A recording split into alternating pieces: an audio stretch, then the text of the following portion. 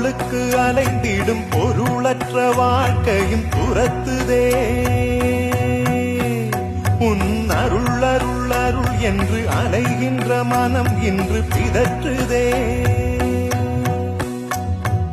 அருள் விழியால் நோக்குவாய், மலர்பதத்தால் தாங்குவாய்.